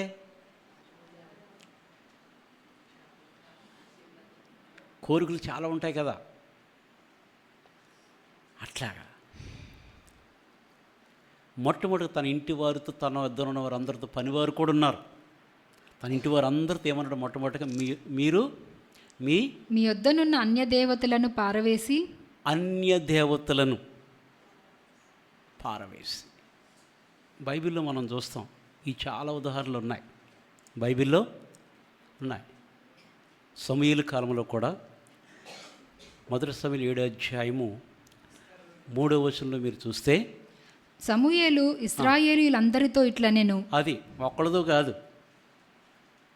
అందరితో ఇట్లనెను, మీ పూర్ణ హృదయముతో యెహోవా యొద్దకు మీరు మల్లుకొనిన ఎడల. దేవుని యొద్దకు వచ్చినప్పుడు పూర్ణ హృదయముతో, సగం నమ్మి సగం నమ్మక కాదు, పూర్ణ హృదయముతో. నీకు సగమే ప్రాణం పెట్టాడు ప్రభు, లేక నా కొరకు సగం ప్రాణం పెట్టాడా? ఆఖరి శ్వాస వరకు. తండ్రి నా ఆత్మను నీకు అప్పగించుకొనుచున్నానని చెప్పి ఇలాగూ చెప్పి ఆయన తన ప్రాణము విడిచానంట. ఆఖరి శ్వాస వరకు ప్రభు మనల్ని ప్రేమించాడు. మీరు దేవుని ప్రేమిస్తే పూర్ణ హృదయముతో యెహోవా యొద్దకు మీరు మల్లుకొనిన ఎడల అన్య దేవతలను అష్తారోతు దేవతలను మీ మధ్య నుండి తీసివేసి. అది వాటిని తీసివేసి పట్టుదల పట్టుదల కలిగి. యెహోవా తట్టు మీ హృదయములను దేవుని త్రిప్పి తట్టు తిరిగితే మామూలుగా కాదండి, నష్టమైన ప్రాణాపాయం వచ్చినా పర్వాలేదు. అక్కడికి వెళ్ళినట్టు ఇక్కడికి వెళ్ళిట్టు రకరకాలుగా కాదు, ప్రాణాపాయం వచ్చినా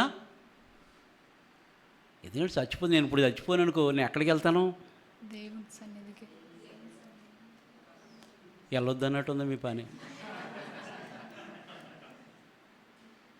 ప్రాణం పోతే ఎక్కడ ఉంటుంది? దేవుని సన్నిధిలో. మన జీవం ఆయన వద్ద ఉన్నది, ఇంకెక్కడికి వెళ్తుంది? కొండల్లోనూ చిలకలోను బొట్టలోను కొండల్లోనూ కుక్క రూపంలోనూ నక్క రూపంలో ఎక్కడ ఉండవయి. పిల్లి ఎదురుతే అమ్మో, ప్రయాణం అయితే పిల్లి ఎదురుతే అందులో నల్ల పిల్లి అసలు ఎదురు రాకూడదంట, తెల్ల పిల్లి రావచ్చా? సరే. పట్టుదల కలిగి యెహోవా తట్టు మీ హృదయములను త్రిప్పి. దేవుని తట్టే మన హృదయాలు తిప్పాలని ఇశ్రాయేలు అందరితో కూడా సమూయేలు సెలవిచ్చాడు. యెహోషువ కూడా అలాగే చేశాడు. ఆ ప్రజల సంగతి తెలుసు, ఇశ్రాయేలు సంగతి అందరూ తెలుసు. ఆ ప్రజలతోటి కూడా ముగింపులో తన మాటలు చెప్తాడు. 24వ అధ్యాయము 2-3 వచనాలు మీరు చూస్తే, యెహోషువ జనులందరితో ఇట్లా నేను ఇశ్రాయేలీయుల దేవుడైన యెహోవా చెప్పున్నదేమనగా, ఆదికాలము నుండి మీ పితరులు అనగా అబ్రహాముకును నాహోరుకును తండ్రి అయిన తెరాహు కుటుంబీకులు నది అద్దరిని నివసించి ఇతర దేవతలను పూజించిరి. అయితే నేను నది అద్దరి నుండి మీ పితరుడైన అబ్రహామును తోడుకొని వచ్చి కనాను దేశమందంతటా సంచరింపజేసి అతనికి సంతానమును విస్తరింపచేసి అతనికి ఇస్సాకును ఇచ్చి తిని, ఇస్సాకునకు నేను యాకోబు ఏశావులనిచ్చి తిని, షెయూరు మన్యములను స్వాధీనపరచుకొనున్నట్లు వాటిని ఏశావుకిచ్చి తిని, యాకోబును అతని కుమారులను ఐగుప్తులోనికి దిగిపోయిరి. అది ఎక్కడి నుంచి వచ్చారు మన పితరులు? అబ్రహాం కాడి నుంచి మొత్తం అన్నీ చెప్తూ యెహోషువ ముగింపులో 15 వచనం కూడా చదవండి. పెద్ద యెహోవాను సేవించుట మీ దృష్టికి కీడని తోచిన ఎడల మీరు ఎవని సేవించెదరో నది అద్దరిన మీ పితరులు సంగతి అంతా నాకు తెలుసు. మీరు ఎంతమంది భక్తిపరులు, మీరు ఎటువంటి వాళ్ళు అందరూ అని చెప్పి వాళ్ళ గురించి చెప్తూ, మీ ఇష్టం బాబు, ఇంతకాలం దేవుడు నడిపించాడు, మీరేం చేస్తారో, మీ పితరులు విడిచిపెట్టిన దేవతలు మళ్ళా తెచ్చుకుంటారా, ఏం చేస్తారు, అది మీ ఇష్టం. అర్థమైందా? అయితే యెహోషువ అంటున్నాడు, మీరెవరిని సేవింప కోరుకొనినను నేనును నా ఇంటి వారును యెహోవాను సేవించెదము అనెను. నేనును నా ఇంటి వారు చెప్పింది చెప్తాం, నేనును మీరు ఏం చేస్తారో అది మీ ఇష్టం, మీకు అప్పగిచ్చేస్తున్నా ముగింపులు అంటున్నాడు. అది మీకు నేను అప్పగిస్తాను. ఎందుకంటే మన దేవుడైనా రోషము కలిగినటువంటి వాడు, పరిశుద్ధుడు. 23 వచనం 19 వచనం 24:19. అందుకు యెహోషువ, యెహోవా పరిశుద్ధ దేవుడు, రోషము గల దేవుడు. మన దేవుడు పరిశుద్ధుడు, రోషము గల దేవుడు. అది దేవునికి రోషం లేదనుకుంటున్నారా? ఏలయనగా మన దేవుడు దహించు అగ్ని అయి ఉన్నాడు. అగ్ని మామూలుగా కాదు, రోషము కలిగినటువంటి వాడు, పరిశుద్ధుడు.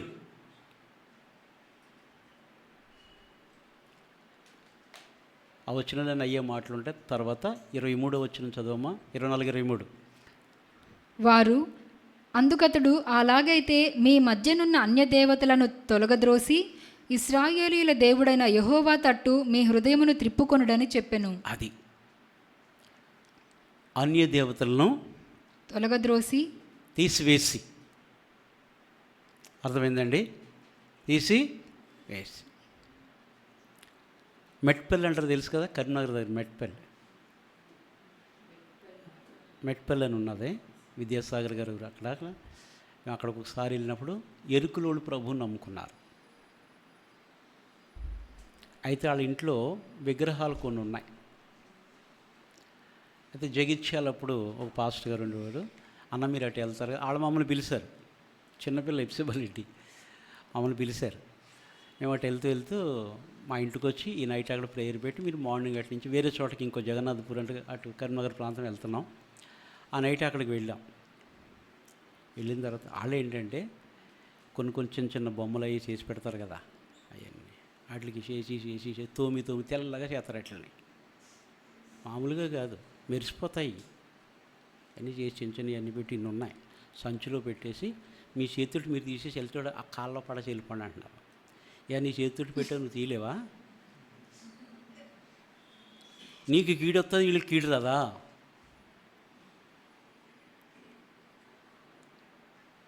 సరే పాప ఏదో పాప వాళ్ళకి ఏదో భయపడ్డారని తీసి పాడే. అటువంటి అసలు భయం ఉండదు.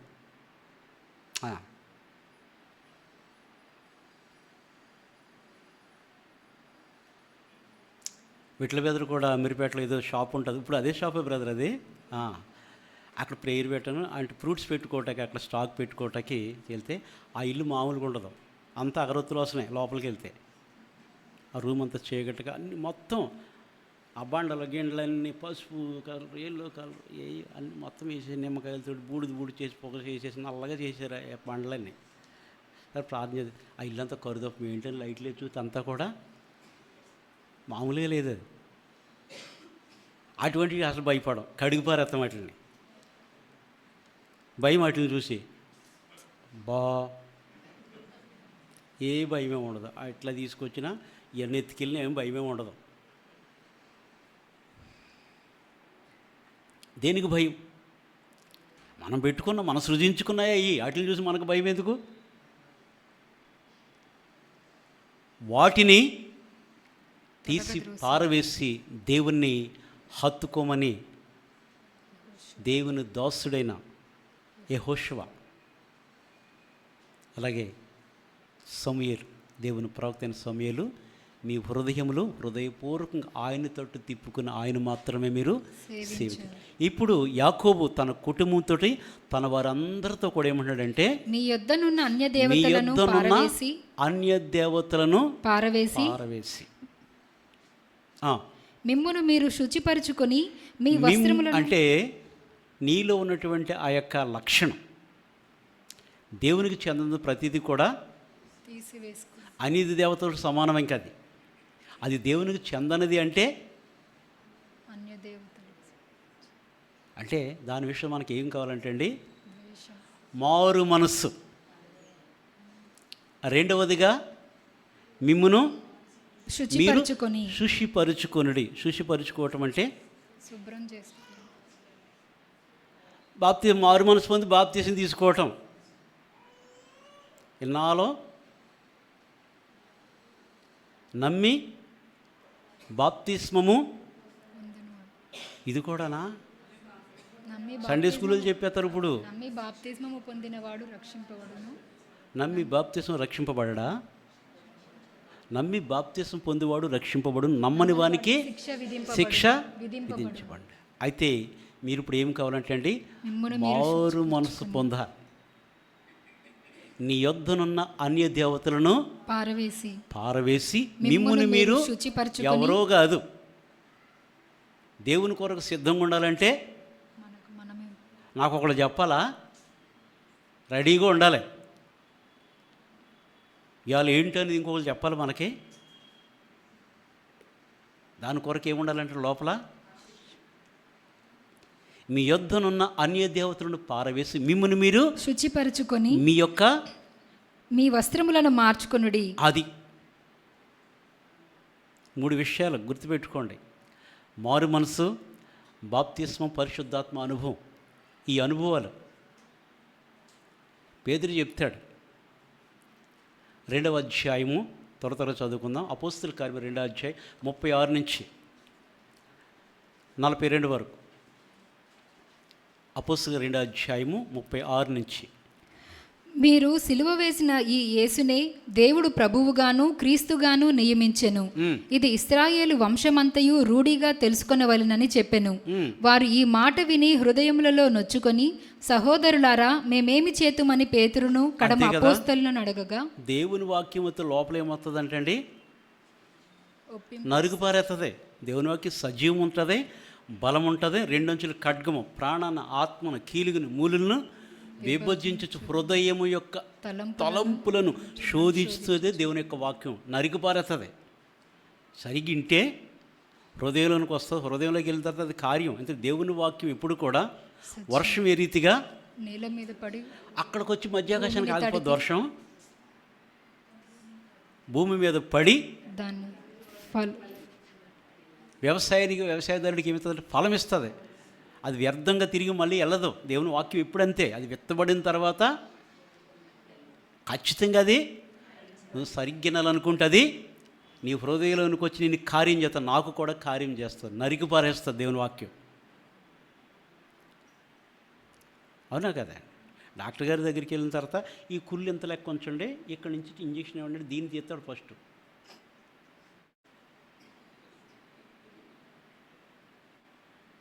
ఏం చేస్తాడు ఫస్ట్? డాక్టర్ గారి దగ్గరికి వెళ్తే అసలు ఎక్కడి నుంచి ఏమొచ్చిందో చూస్తాడు ఫస్ట్. దీనికి కొంచెం గ్యాంగ్రీన్ వచ్చిందంటే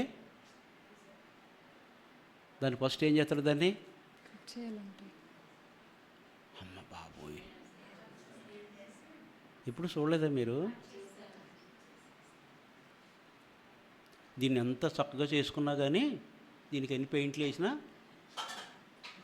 డాక్టర్ గారి చేతికి వెళ్ళినప్పుడు దానికి ఇంకేం ఉండదు. ఇంకా పరమ డాక్టర్ చేతికి వెళ్తే కూడా ఇష్టపడితే, నువ్వు ఇష్టపడకపోతే ముట్టుకోడు ఆయన. అర్థమైందా? ఆయనకి ఏం పెద్ద ఇదేం కాదు, అయ్యో అని కాదు. ఆయన అవకాశం ఇచ్చాడు, నన్ను బాగుగా మనమే అంట బాగుగా చెక్కు, ఈ సోపు కంటే హిమము కంటే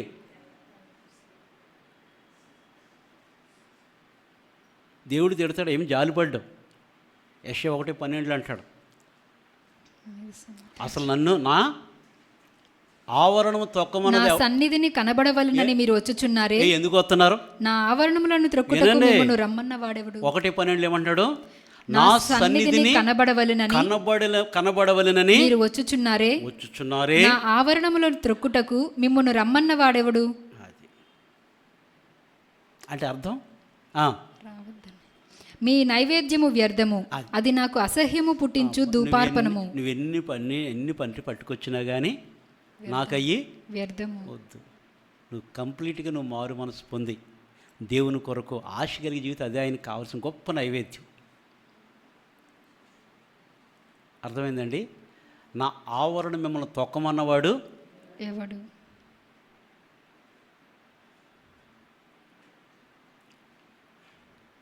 పేతురు చక్కని ప్రసంగం చేస్తున్నాడు.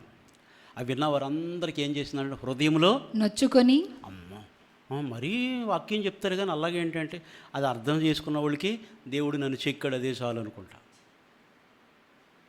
అవునా కదా? చెక్కకపోతే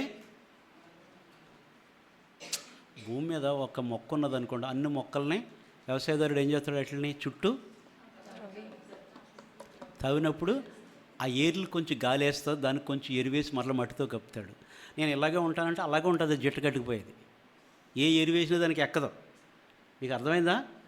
తవ్వితే గాలి పీల్చుకుని చక్కగా మళ్ళీ దానికి సూర్యరశ్మి అన్నీ అంది చక్కగా చేసినప్పుడు ఆ చెట్టు చక్కగా ఉంటుంది. ఇది అలాగే ఉంటుంది. అది ఎప్పుడు చూసినా ఒకటే భక్తి, ఎప్పుడు చూసినా ఒకటే, ఏ మారు మనసు ఉండదు.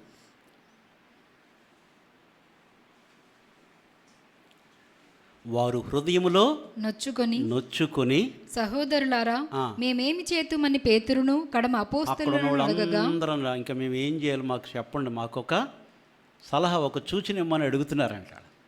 దేవుని వాక్యం వినేటప్పటికీ పరిశుద్ధాత్మ దేవుడు పేతురుతో మాట్లాడుతూ ఉంటే ఇశ్రాయేల్ అంతా వంశమంతా రూఢిగా తెలుసుకోవాలి అని చెప్పి చెప్తా ఉన్నాడు మారు మనసు గురించి. పేతురు, మీరు మారు మనసు పొంది పాప క్షమాపణ నిమిత్తము ప్రతివాడు యేసుక్రీస్తు నామమున మనసు పొందాలి. పాపక్షమాపణ నిమిత్తము పాపక్షమాపణ ప్రతివాడును యేసుక్రీస్తు నామమున బాప్తిస్మము పొందుడి. యేసుక్రీస్తు నామములో బాప్తిస్మం పొందుడి, అప్పుడు మీరు పరిశుద్ధాత్మను వరము పొందుదురు. పరిశుద్ధాత్మ అనే వరం మీరు పొందుతారు. ఇక్కడ కూడా మీ యొద్దనున్న అన్య దేవతలను పారవేసి మిమ్ముని మీరు శుచిపరుచుకొని మీ వస్త్రములను మార్చుకొనడి. ఇక్కడ పేతురు కూడా మారు మనసు గురించి అక్కడున్న ప్రజలందరితో మాట్లాడుతున్నాడు.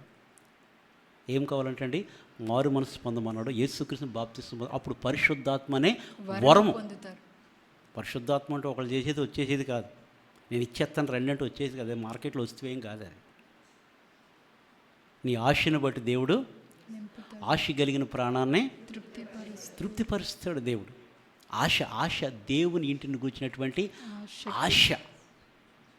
అది దేవుని గురించి రోషము, ఆసక్తి ఉంటే దేవుడు, ఆశ కలిగిన దేవుడు ఎప్పుడు, ఆశ లేని దేవుడు ఎప్పుడు తృప్తిపరచడు. ఆశ కలిగిన ప్రాణాన్ని ఆయన తృప్తిపరుస్తాడు. చదవమ్మా.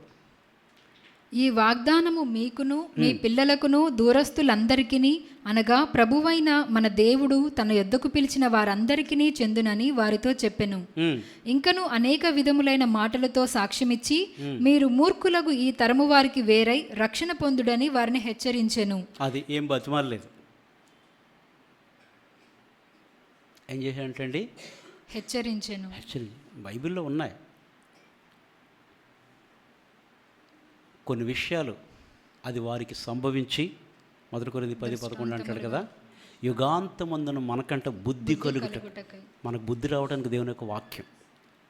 వారికి జరిగినాయి, మీకు జరగకోకుండా మీరు బుద్ధి తెచ్చుకోవడానికి ఈ ఒక్క దేవుని యొక్క వాక్యం నీ కొరకు నా కొరకు సిద్ధపరచబడింది. అప్పుడు వారు 3,000 మంది. ఎంతమంది అంటండి? అతని వాక్యము విన్నటువంటి వారు ఎంతమంది అంటండి? 3,000 మంది. 3,000 మంది ఆ దినం బాప్తిజం పొందిరి. బాప్తిసం పొందారు. బాబోయ్, ఎంత అద్భుతం అండి! దేవుడు మాట్లాడితే నువ్వు నొచ్చుకో, ఏదైనా చేసుకో. దేవుని వాక్యంగానే మనం అంగీకరించాలి, గౌరవించాలి. అయితే దేవుడు మాట్లాడేప్పుడు యాకోబుతో ఏమంటున్నాడో, నీ సహోదరుడు ఏశావు యొద్ద నుంచి పారిపోయి వస్తున్నప్పుడు నేను ఎక్కడైతే ప్రత్యక్షమైన ఆ బేతేలు దేవుడను నేనే నాకొక బలిపీఠం కట్టమన్నాడు. వెంటనే తనతో, తన ఇంటి వారందరితో, ఉన్నవారందరితో కూడా ఈ 3 విషయాలు చెప్పాడు. మీ యొద్దనున్న అన్య దేవతలను పారవేయండి, మిమ్మును మీరు శుచిపరుచుకొని మీ వస్త్రములను మార్చుకొనుడి. మనవాళ్ళు చాలాసార్లు శుద్ధీకరణ కూడికంట పేర్లు టైటిల్ చాలా బాగుంటాయి. ఒకరు పాదాలు ఒకరు కడుగుకొని. హృదయంలో లేనిది నువ్వు పాదాలు కడిగిన ఏమి రాదు, చేతులు కడిగి ఆడి మోహం వెళ్ళి ఇలా కడిగిన ఏమి రాదు నీకు.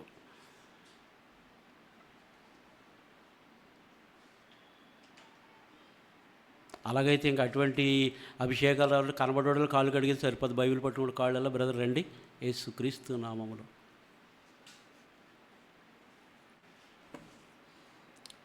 శుద్ధీకరణ హృదయపూర్వకంగా ఉండాలి. దేవుని వెంబడించే విషయాలు ఎవరో చెప్తే చేసేది కానీ నీకు నువ్వు వ్యక్తిగతంగా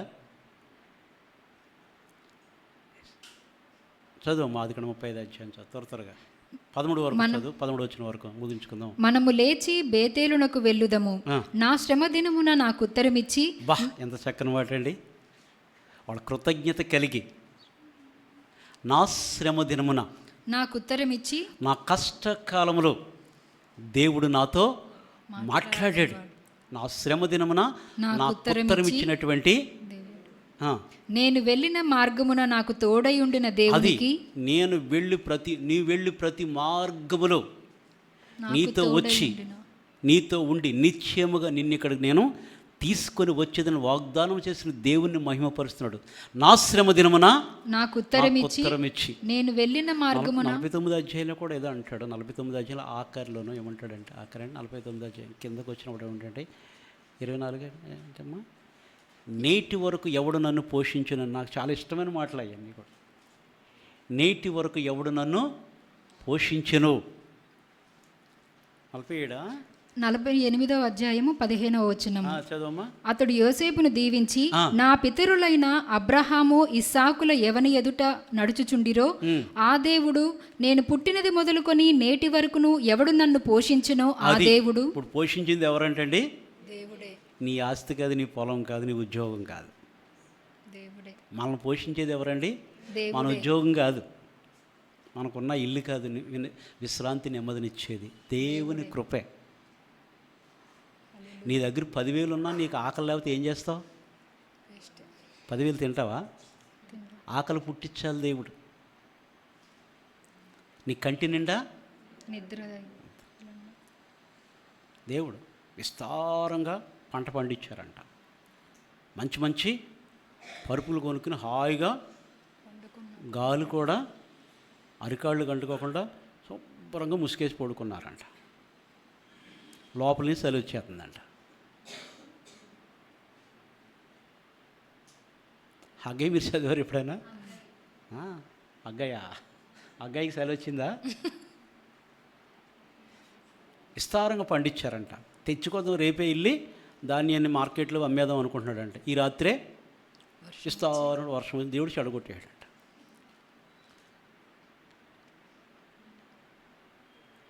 అనావృష్టి, అతివృష్టి, అనావృష్టి. అయిపోయి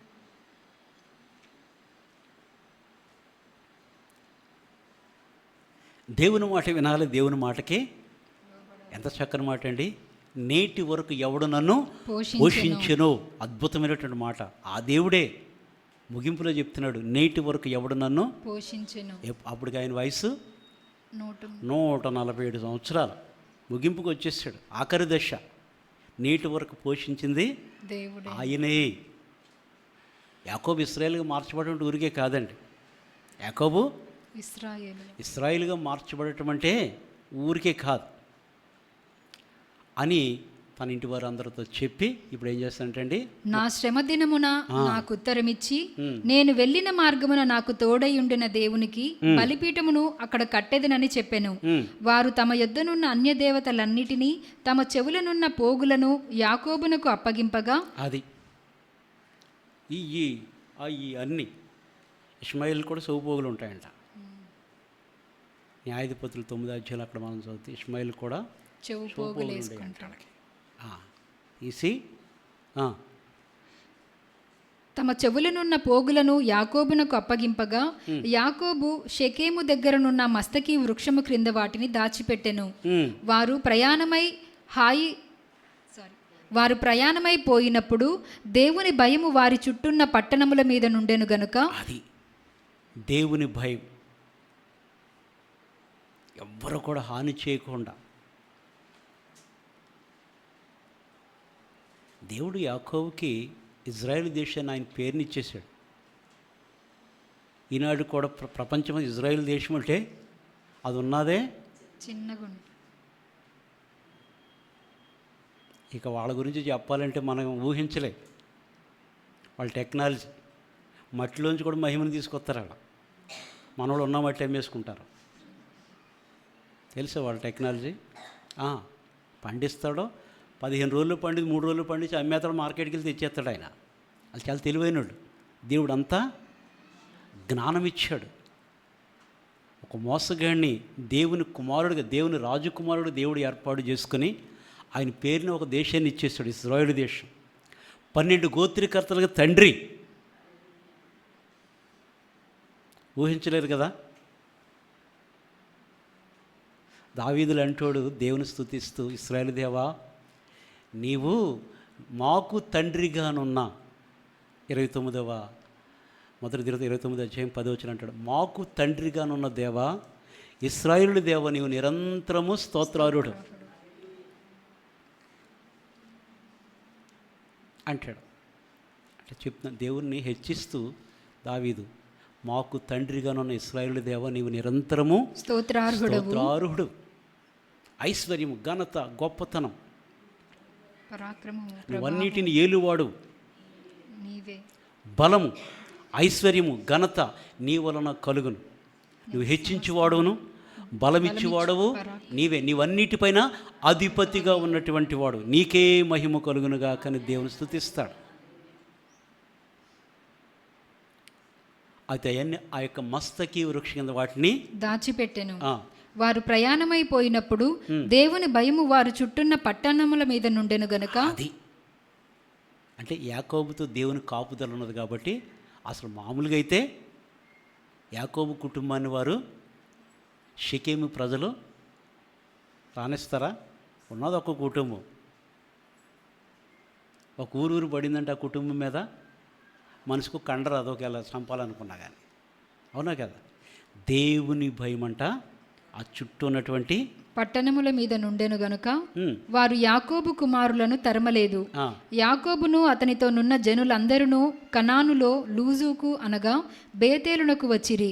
అతడు తన సహోదరుని ఎదుట నుండి పారిపోయినప్పుడు దేవుడు అక్కడ అతనికి ప్రత్యక్షమాయను గనుక అక్కడ బలిపీఠమును కట్టి ఆ చోటికి ఎల్ బేతేల్ అని పేరు పెట్టిరి. ఎల్ బేతేలు అనే పేరు ఒక పెట్టిరి. బలిపీఠము కట్టి ఎల్ బేతేల్ అనే పేరు పెట్టిరి. రిబ్కా దాది అయిన దెబోరా చనిపోయి బేతేలునకు దిగువనున్న సింధూర వృక్షము క్రింద పాతిపెట్టబడెను. దానికి అల్లోను బాకూత్ అని పేరు పెట్టబడెను. యాకోబు పద్దన్నరాము నుండి వచ్చుచుండగా దేవుడు తిరిగి అతనికి ప్రత్యక్షమై అతన్ని ఆశీర్వదించెను. అప్పుడు దేవుడు అతనితో, నీ పేరు యాకోబు, ఇక మీదట నీ పేరు యాకోబు అనబడదు, నీ పేరు. వస్తున్నాడు పద్దనరాము నుంచి. ఎందుకంటే పద్దనరాము నుంచి అక్కడికి వెళ్ళటానికి ఎక్కడి నుంచి అంటే బేర్షెబా నుంచి హారాను వైపు వెళ్ళాడు. అక్కడికి వెళ్ళటానికి తిరిగి మరలా వస్తున్నాడు. దేవుడు మరలా ఆశీర్వదించాడు. ఆ, అప్పుడు దేవుడు అతనితో, నీ పేరు యాకోబు, ఇక మీదట నీ పేరు యాకోబు అనబడదు, నీ పేరు ఇశ్రాయేలు అని చెప్పి అతనికి ఇశ్రాయేలు అని పేరు పెట్టెను. అది ఇశ్రాయేలు అని పేరు దేవుడు పెట్టాడు.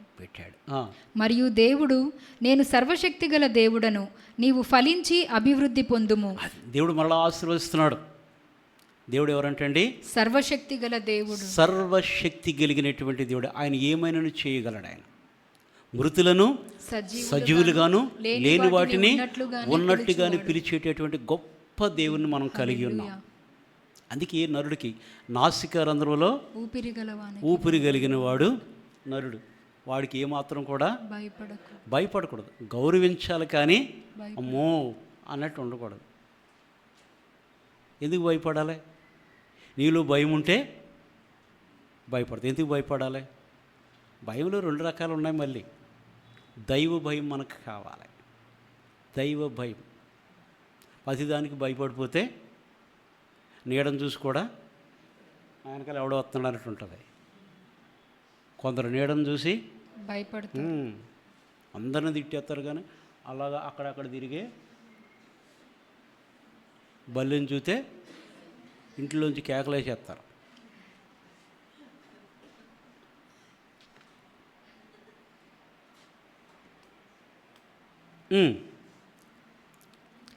ఇక మీదట నీ పేరు ఇశ్రాయేలు. మరియు దేవుడు, నేను సర్వశక్తి గల దేవుడను, నీవు ఫలించి అభివృద్ధి పొందుము, జనమును జనముల సమూహమును నీ వలన కలుగును. అది జనముల సమూహమును నీ వలన కలుగును, రాజులను నీ గర్భవాసమున పుట్టెదరు. అది రాజులు నీ గర్భవాసమున పుట్టెదరు. రాజులు మామూలుగా కాదు కదా. ఇప్పుడు ఎవరో వస్తున్నారు తెలుసా? తెలంగాణ కొత్త గవర్నర్ వస్తున్నారు తెలుసా మీకు? ఎవరో వర్మో కర్మోనంట తెలియదు, కానీ రాజవంశీకుడు అంట. కొత్త గవర్నర్ వస్తున్నాడు త్వరలో తెలంగాణకి. రాజవంశీకుడు అని పెద్ద పేరు కదా, రాజవంశీకుడు అంటే మనకి. కానీ యాకోబును దేవుడు అంటున్నాడో ఇశ్రాయేలుని ఏమంటాడండి? రాజులు నీ గర్భవాసమున పుట్టెదరు, నేను అబ్రహామునకును ఇస్సాకునకును ఇచ్చిన దేశము నీకు ఇచ్చెదను, నీ తరువాత నీ సంతానమునకును ఈ దేశము నిచ్చెదనని అతనితో చెప్పెను. దేవుడు అతనితో మాట్లాడిన స్థలము నుండి పరమునకు వెళ్ళెను. 13వ వచనం అది. అబ్బా ఎంత చక్కని మాట అండి. అండర్లైన్ చేసుకోవాలి మాట మనం. దేవుడు తనతో మాట్లాడిన స్థలము నుండి పరమునకు వెళ్ళెను. అంతవరకు దేవుడు ఆయనతోటి మాట్లాడుతూనే ఉన్నాడు, ముచ్చటిస్తూనే ఉన్నాడు. తనతో మాట్లాడే స్థలం నుంచి అంటే ఆయన పరమునకు వెళ్ళెను. ఆయన తనతో మాట్లాడిన చోట యాకోబు ఒక స్తంభము అనగా రాతి స్తంభము కట్టించి దాని మీద పానార్పణము చేసి నూనెయు దాని మీద పోసెను. తనతో దేవుడు మాట్లాడిన చోటికి యాకోబు బేతేలను పేరు పెట్టెను. వారు బేతేలు నుండి ప్రయాణమైపోయిరి. ఎఫ్రాతాకు వెళ్ళు మార్గములో మరికొంత దూరము ఉన్నప్పుడు రాహేలు ప్రసవించుచు ప్రసవ వేదనతో ప్రయాసపడెను. అది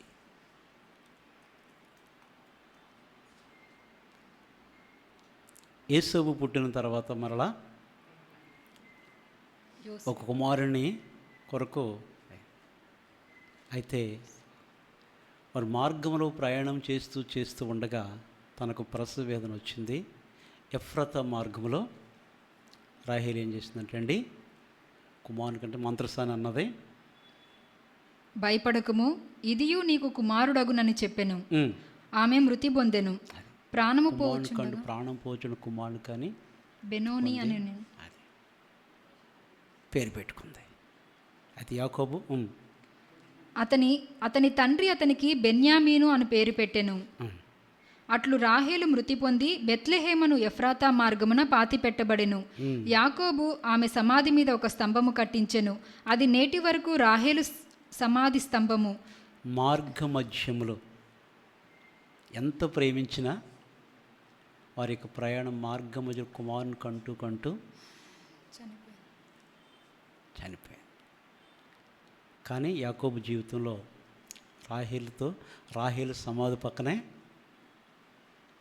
యాకోబు యొక్క సమాధి. మీరు చదువుకుంటే అది కాదు, లేయా సమాధి పక్కన లేయా సమాధి. నాకు అప్పుడప్పుడు కొంచెం తెలుగు తక్కువ కొంచెం గమనిస్తూ ఉండండి, తప్పు చెప్తే అడగండి. అర్థమైందండి? బాగా చదువుతున్నారు వాక్యం. అయితే ఆ రీతిగా ముగింపులు ఎవరు వచ్చారండి తనతో, యాకోబుతో? లేయా సమాధి పక్కనే యాకోబు.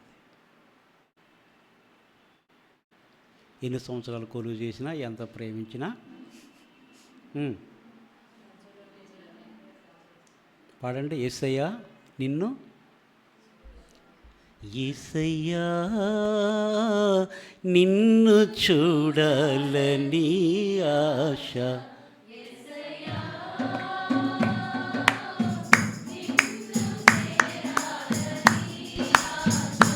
యేసయ్యా నిన్ను చూడాలని ఆశ, మెస్సయ్యా నిన్ను చేరాలని ఆశ. ఎవరున్నారు నాకు ఈ లోకంలో, ఎవరు నా తోడు రారు ఈ పయనంలో. ఇమ్మానుయేలైనా నా దైవం నీవేగా, ఇమ్మానుయేలైనా నా దైవం నీవేగా. యేసయ్యా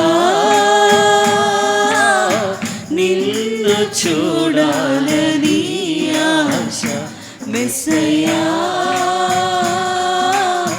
నిన్ను చేరాలని ఆశ. అందరూ ఉన్నారని, అందరూ నా వారని, అందరూ ఉన్నారని, అందరూ నా వారని తలచితిని భ్రమచితిని, తలచితిని భ్రమసితిని, చివరికి ఒంటరి నేనైతిని, చివరికి ఒంటరి నేనైతిని. నా గానం నీవయ్యా, నా ధ్యానం నీవయ్యా, నా ప్రాణం నీవయ్యా, నా సర్వం నీవయ్యా. యేసయ్యా నిన్ను చూడాలని ఆశ, మెస్సయ్యా నిన్ను చేరాలని ఆశ. అంధకారములో అందుడను నేనైతిని, అంధకారములో అందుడను నేనైతిని. నిన్ను చూచే నేత్రములు, నిన్ను చూచే నేత్రములు నాకు సగుమా నజరేయుడా, నాకు సగుమా నజరేయుడా. నజరేయుడా నా ఆశ నీవయ్యా నా ధ్యాస నీవయ్యా నా శ్వాస నీవయ్యా నా భాష నీవయ్యా యేసయ్యా